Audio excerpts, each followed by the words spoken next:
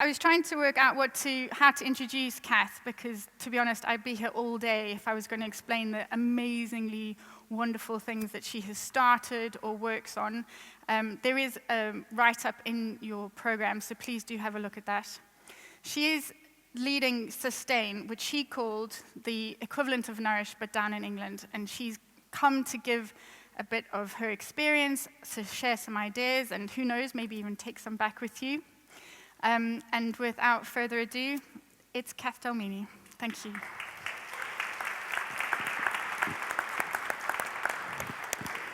So I might have to do a bit of acting out and using of props rather than pictures up on the slides, but I'm sure you can bear with me on that. Also, of course, Peter's left us some gorgeous visual aids, and I've brought one of my own, which I will endeavour to explain later on. So, we are here at a time when this word is part of our lives. Sorry if I'm standing in front of it for you. It says emergency in big red shiny letters. I'm very glad I brought this in traditional cardboard technique rather than technology. Does anybody think it's quite funny that we would fix the Irish border question with technology? I don't know why I thought of that just at that moment. Anyway, so I'll just explain what Sustain is. It is very like Nourish in that it's about bringing people together to try and fix the food and farming system that's going so horribly wrong. I take huge amounts of inspiration from your work. I have great friendships up here. It's lovely to see such friends in the crowd. In fact, it feels like standing at a wedding here, giving a speech. So, the Sustain as an alliance represents farming groups, so I'll mention some because I feel like their voices should be in the room with us. The Land Workers Alliance, Family Farmers Association, Soil Association, Organic Farmers and Growers, the Sustainable Soils Alliance, so all the stuff about production. Also a lot of the fishing and marine conservation groups. The gentleman over there quite rightly brought up the fish question. There's also environmental groups, the RSPB, National Trust, Friends of the Earth, World Wildlife Fund, Compassion in World Farming, Peter Stevenson's here from there. But also going right through to the consumer end of things, so where the food is eaten and the impact it has on us ourselves. So people like Cancer Research UK, the British Heart Foundation, the Obesity Health Alliance, School Food Matters. I'm not going to do any more lists. You're spared a very boring slide listing such things. But the point is to get together to solve things, to solve issues of common concern, and they are issues of common concern. I'm sure you struggled like we did on our table to put yourself in that diagram of the food system, because we're in all of it all the time. We're in the politics, we're in the economy, we're in the environment, we're in biodiversity, we're in antibiotics, we're in health, we're in fruit and vegetables. All of it is about making this system work better, which can sometimes feel daunting, but it doesn't have to be, because actually it's a joyful place to be as well, full of people wanting to work on solutions. But then the daunting stuff is now that we're also in an emergency. Well, we have been for decades, haven't we? But this is now on our doorsteps, and it's in our politics, and it's in the elections. Well, hopefully more. So, but I kind of see this word as a bit of a shadow, a burden, a weight. It has such gravity that it's very difficult sometimes for us to share that together. And a lot of dissatisfaction, of course, is associated with this word. And I've been asked to talk about dissatisfaction, although I'm naturally quite a positive sort of chap. Oh, do I get my slides back? You might not even want them now. Here we go. Key session. Oh, can I be the minister? The power. There's a break. Introducing dissatisfaction. Oh yeah, look, I won't go through these statistics, you know them. And into this we should also put food poverty and obesity and all these things, of course. Our system is broken. Even Unilever says so, as Pete said. So I see these as heavy burdens that we now have to bear, have had to bear for a few decades if we've been working in these issues for a while.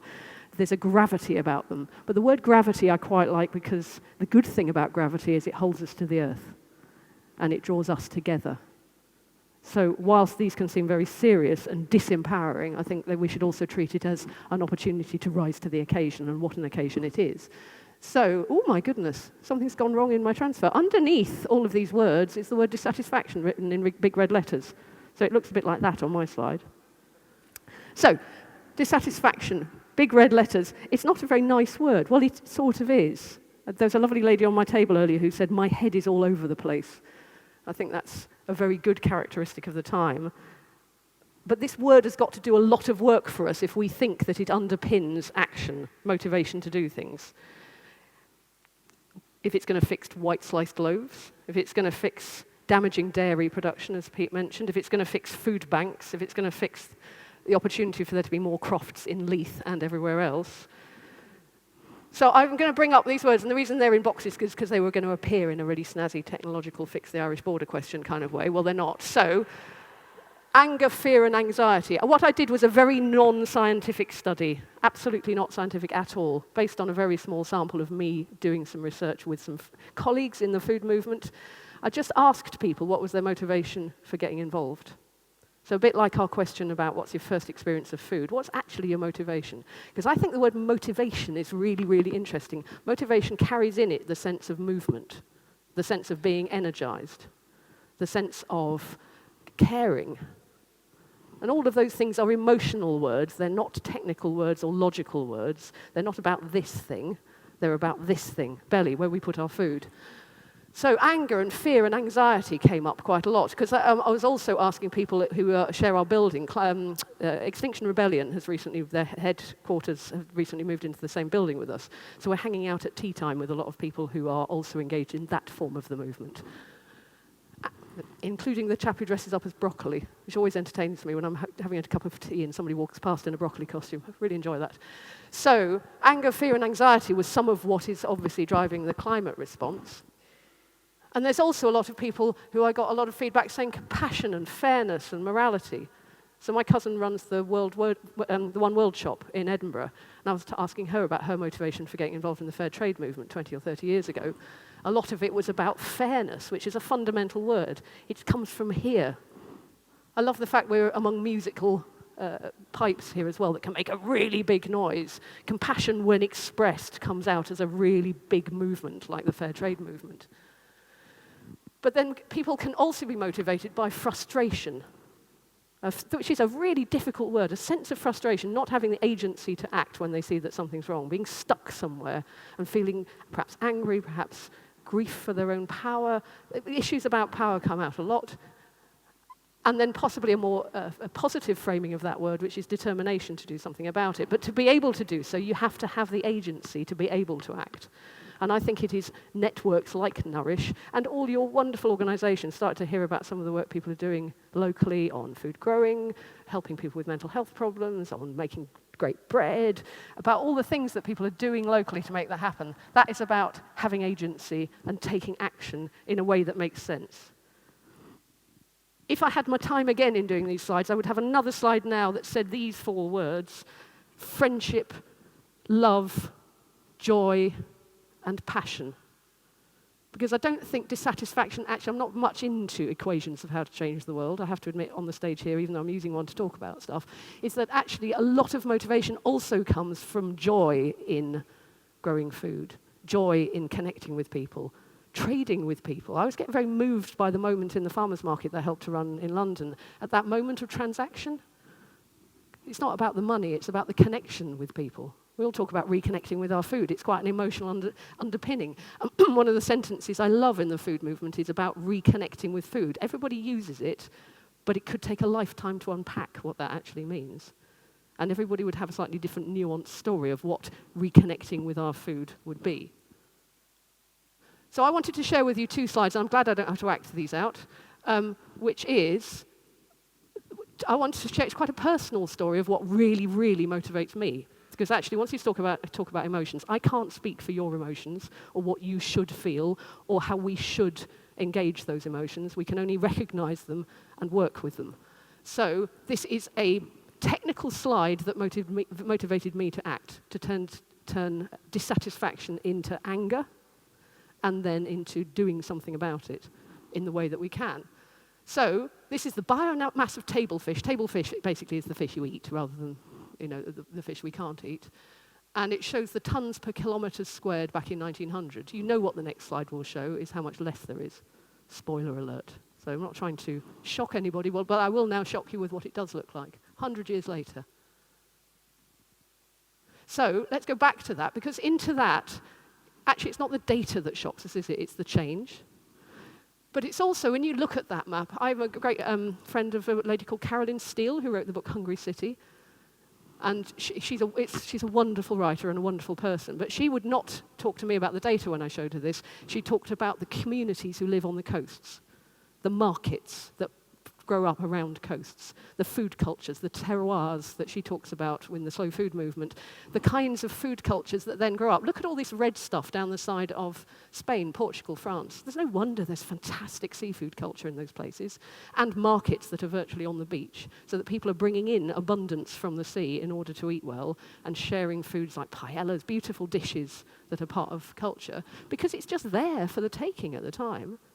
And that 100 years that follows, that depletes those oceans, also undermine the communities. But it's all invisible because it's under the sea. Like you talked about the scallop dredging, you talked about the salmon farming. You know, that we do damage in ways that are often invisible to people, so even making it visible is part of the motivation, part of the creation of dissatisfaction. This slide also makes me think about no wonder that the common fisheries policy is such a heftily difficult thing coming out of Europe, because it is a shared commons. And we're not terribly good at shared commons, and we ought to get blooming well better at it. Because when fish do naturally replenish, it's the most astonishing environment, ecosystem, marine system that we can look after.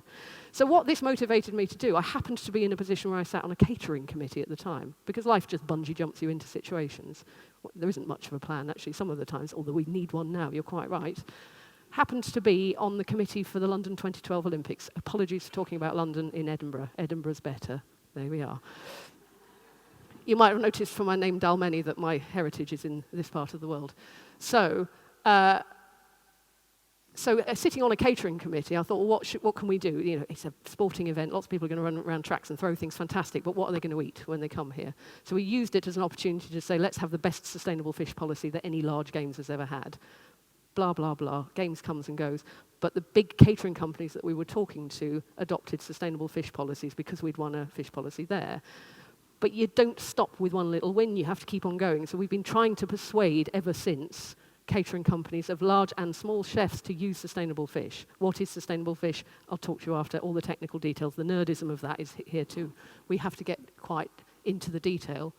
But we're just on the verge, any minute now, next week or so, to be able to declare that caterers that serve 1 billion meals a year are now doing so to standards devised by conservation organisations.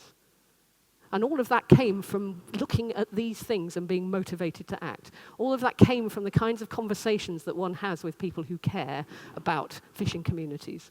And talking about radical ideas, we heard from Albert Einstein earlier, and I'm pointing at you, Pete, because obviously I put you in the same category of brain, he said you can't fix the problems with the same thinking that made them. I look at that and think, well, why don't communities own the fishing rights? Why are we letting enormous Russian trawlers come in and just swipe huge populations without marine conservation standards? How do we step up to saying we do this differently? And fishing rights is actually something that the UN has talked about. Rights is a beautiful word in this room. I'm allowed to talk about it. I don't get to say this in Westminster very often. Rights is a dirty word in Westminster. Dominic Raab actually said it was. I work for a charity. I'm not supposed to be unbalanced during an election period. Some other people are rude about rights as well, of different political persuasions. Other makes also apply. So talking about motivation, this is a lovely friend of mine who's called Tristram Stewart, who became deeply motivated about food waste. And what I love about it's a bit like bringing Russian dolls and words in emergency in shiny letters to conferences. What Tristram likes to do is bring large amounts of food waste and dump it in front of here, the National Gallery in London, and say, this is the true meaning of wasting a third of our food, this beautiful food that's going to waste. Of course he backs it up with all the figures. Of course, of course, of course. But it starts with this vegetable going to waste, this food, this thing that people value. And people are motivated by food waste, very, very fundamentally. And it is part of this addressing of the emergency to not be throwing away all the resources that go into making the food. Of course you know that. Of course you know that. You're our friends in Scotland who work on these things already. But I brought this up partly because it's also about what flows from that recognition. So it's not just about being cross or compassionate or demotivated or motivated to do things. It's also about turning that into specific things that people can do. And I hate the phrase, let's make it easy, because it's not always easy, but let's make it possible. So let's make it the path smoother. Let's go, hooray, for the people who do good things. Like the lovely Mary who was here earlier, your minister, she really knew stuff. I don't have ministers in Westminster getting up and knowing stuff like that. That's really fantastic. You've obviously been educating her. Fantastic. But what I also like about what Feedback does, which is the food waste charity, is that they do a lot of stuff which lots of people can get involved in the way they want to get involved. So they've got gleaning networks, which is wonderful, people going out as volunteers to go and get fruit and vegetables that's been left on the farm that would otherwise be ploughed back in. I know some terrible stories about why, which are also deeply motivating, because you hear the story and you go, what? And that motivates you to act. But I also, what I'm going to call a kind of glorious nerdism, I do like nerds, that's a terrible word. What I mean is I love people who have hobby horses about things, because we need lots of specialists in this movement as well who can actually make stuff happen.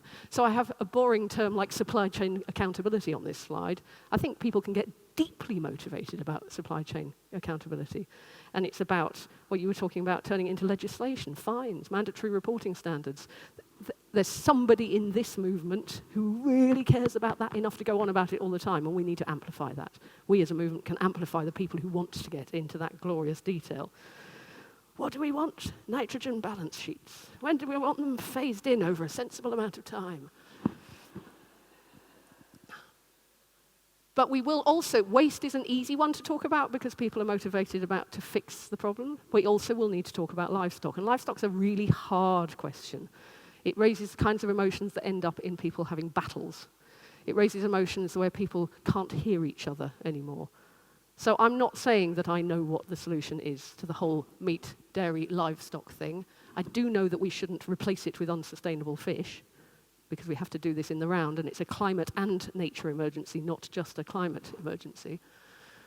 But we are going to be having to have really sensible conversations based in science, but also recognizing the emotions around what animals and poultry eat. Are they eating soya from deforested land in the tropics? How and where they're reared, and how they're integrated into whole farm agroecological systems. How wonderful that you have a minister who can say the word organic. I don't. They can't say it in Westminster. For some reason, it's got a toxic quality to it, and it's fabulous that you've created the space in which the minister can talk about whole farm systems. At the moment, the agriculture bill that will be governing the way we do common agricultural policy subsidies, we've had to fight really hard to get whole farm systems to be recognised in the public money for public goods process. Do talk to me about the detail of that if you wish. Terribly nerdy, sorry. To get the farm subsidy system to support whole farm systems that deliver on multiple good things for the environment, health, public benefits has been really hard.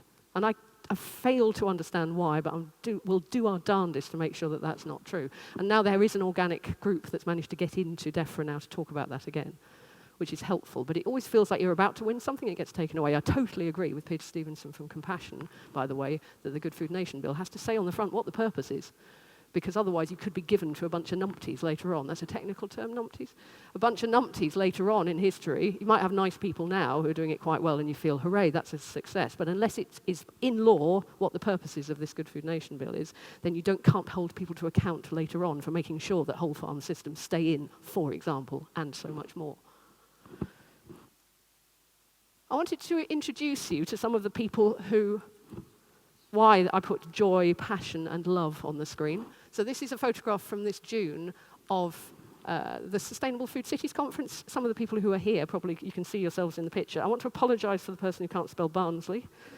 I also want to, I used to live in Hull, so I'm rather pleased with the person from Hull who was obviously so excited they're waving this sign and it's gone all fuzzy. Of course, you'll also notice that Aberdeen, Glasgow, and Edinburgh aren't on pieces of paper, but that's not because they're not involved. It's just because we had lots of bits of paper, and there's also lots more people in the picture. But Dumfries and Galloway are there, and South Lanarkshire. This is sense of a movement now. These people are gorgeous to be with. We need a movement to motivate. The base of the word motivation is emotional and moving, so you need a movement, don't you? Well, there are people who are stepping up to this stuff and are joining up. One of the things that really struck me on the table when we were chatting before is what people wanted to get from the conference was, I don't want to quote people in particular, but there was 2 or 3 people who said the same thing, which is, I've been getting on with my thing, and I need to know how it fits into the bigger picture. I think that's what alliances are all about. It's about bringing the absolute wealth of knowledge, abundance of passion, care, love, attention to the sort of detail that needs to happen at local level into the bigger movement and make demands of the world. So this is also about a political voice starting to come out to say, how would we like the Good Food Nation to be? How would we like the agriculture bill to be? How do we want future fisheries policy to be? What sort of feed are we going to be allowing to be fed to our livestock? What sort of funds should flow back? What sort of ownership structures should be happening? I come to ownership structures partly because we also need to talk about fruit and veg. One of my roles in life is to be on the board of Growing Communities, which people might know, which is a fruit and veg box scheme in North London, run by a wonderful, passionate woman called Julie Brown. It's about £750,000 turnover, so not gigantic, but for a social enterprise in fruit and veg, I'm really proud of that, although it's Julie who's done all the work. I have to keep on reminding everybody. But my experience of that over the past 20 years is just how hard it is to make fruit and veg work. How to make sure that money returns back up that supply chain so that fruit and veg growers can make a living. How we avoid food waste. And if we're thinking outside the box I'm pointing at you again, Pete, for the Albert Einstein inspiration, which is if we're going to think in a different way. I was thinking on the way up here, it's really blooming hard to make sure that growers and workers can make a decent living. Why don't we just pay them like we do nurses? Because they're delivering a national health service. It's like, why isn't there just a living to be made in fruit and veg, and we know how much we want and we commission people to grow it? I mean, some of the better companies commission fruit and veg so that the food waste is dealt with right at the start, because you don't have any, because you've commissioned the right amount, and then you work together in a more cooperative way, rather than treating this as a power imbalance across a commercial system. It isn't all that commercial to grow fruit and veg in a biodiverse way, so let's make it so that people can make a good living. There are lots of people who do want to make a living in fruit and veg growing, and then they have to do it all. They have to do the marketing, they have to do the transport, they have to do it. We can help. And I always think that cities, who some of those lovely people I saw, are pretty good at stepping up to helping with those kind of things, because we're quite good at marketing and computers, maybe not PowerPoint projectors in cities. Can we do all of that supply chain stuff to help? Because this sector really needs help. And then while we're feeling motivated, we're also needing to step up to talking about land use as a more general picture. I'm not going to talk about that too much, because I think Sue will probably talk about that as part of the vision. And also where our money goes, where are our investments and our pensions actually going? Because this is the kind of stuff that shifts markets. I was in a room with a whole bunch of very large corporations with my emergency letters this week, and they were talking about in the sort of billions. We talk about millions and 80,000s going into community food growing. Well, we should be thinking about how to shift large amounts of money. And to give you some hope that that's possible, we started the Sugary drinks tax campaign to try and shift money from the bads into the goods. And now £0.3 billion a year is going into children's health promotion from the sugary drinks industry. It's not a perfect system. It's not a perfect system, but it does show that it's possible to shift larger amounts of money into doing some of the things that we all want. So that's the thing about cities. Let me just leave you, I just wanted to share one more personal story. And I have to say that last time I did this slide, I've only done it once, I've burst into tears. So having said that, I probably now won't. But I wonder if anybody can guess what the numbers at the top of that slide are about. Yeah, parts per million of CO2. Thank you very much. 10 years ago, probably people wouldn't necessarily have known that. I wouldn't have known that. But I just wanted to share them. Here is a picture of my 5-year-old daughter helping me to paint these letters. Because I asked her, how can we talk about things being important in a room? And she said, put it up in big red letters. Bless her for her wisdom. So that's what we've done. And that's my lovely husband who works in energy efficiency. So he's working on some of the other sides of these things. But trying to have the intergenerational conversation about how important this all is tough. But we have to step up to it. And I like the idea that I've accepted that by bringing something really intangible into the room from this conversation. But if we look at the parts per million, just to have a sort of sense of part of what's going on and what is now motivating me in the same way that the fish pictures did is to say 280 parts per million of carbon dioxide in the atmosphere is pre-industrial levels. So that was us ticking over, inventing agriculture, dealing with new farm systems, pre-cities, all sorts of stuff. So that was the previous era. 320 parts per million is 50 years ago when I was born. 350 is comfortable living space, and that's what most of the scientists and campaigners who specialize in climate change say we need to get back to. And we passed that in about 2010. Oh, yeah, I'm going to get emotional again. Sorry. 393 is when my daughter was born 5 years ago. Yes, you can calculate how old I was when I was born. We'll talk about that later. So 393 parts per million is when she was born. I'll have to have the conversation with her about that at some point. And 408 is what we passed in September this year. So I make no apology for bringing the word emergency into the room and keeping on. I might put it up here, actually. Have you seen on the back, there's this altar that says, "This do I in remembrance of me," or "This do in remembrance of me." I might put them up there to help us remind ourselves throughout, because that's the kind of remembrance we have to have with us at the moment. And all of that fuels a kind of dissatisfaction. But I spoke to a psychotherapist friend of mine before coming in here, and I said, "What do you think of the word dissatisfaction?" She said that she uses the phrase divine dissatisfaction. Because who wants to be satisfied? It would be a bit boring. Satisfaction is stasis. It's staying still. Motivation is about moving.